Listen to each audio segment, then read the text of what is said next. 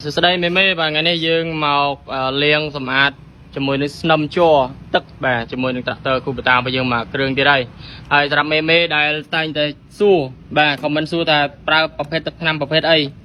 អញ្ចឹងអានេះប្រភេទទឹកថ្នាំយើងធ្វើការលាងកម្ចាត់ស្នឹមអញ្ចឹងមេដែលមានត្រូវការអាចបាទសើចតាមអសរនេះទៅនឹងភ័យរបស់គាត់គាត់មានលក់ជាមួយនឹងប្រភេទទឹកថ្នាំលាងកម្ចាត់ស្នឹមហើយសម្រាប់ការបាញ់លាងអត់ពិបាកទេបាទមេមានតែប្រភេទដបទឹកនេះមួយមកបាទយើងធ្វើការបាញ់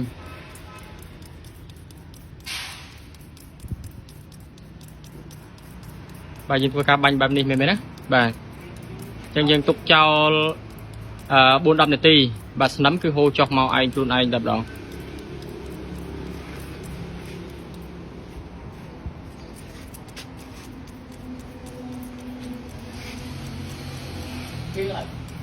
បាទអញ្ចឹងចាំមើលនៅវីដេអូទី2នៅពេលដែលយើងធ្វើការលាងសម្អាតរួចរាល់ណាបាទតើវាស្អាតកម្រិតណា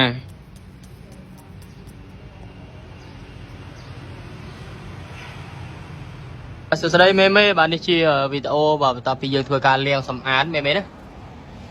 បាទបន្ទាប់ពីយើងធ្វើការលាងសម្អាតរួចឃើញថាស្អាតបាទឃើញថាស្អាតបាទកន្លែងនេះដោយសារយើងច្រេះស៊ីមេបាទច្រេះស៊ីថ្នាំអានេះមិនមែនយើងទឹកថ្នាំយើងស៊ីទេណាបាទអានេះទឹកថ្នាំយើងលាងតែសម្អាតស្នឹមបាទសម្អាតស្នឹមដែលជាប់ជាមួយនឹងថាសបាទអានេះគឺច្រេះដូចគ្នាណាបាទនេះគឺច្រេះទេបាទ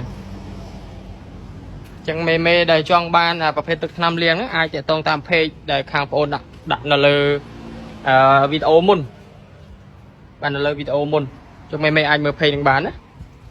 បាទនេះគឺបន្ទាប់ពីយើងធ្វើការលាងសម្អាតរួចរាល់គឺថាស្អាត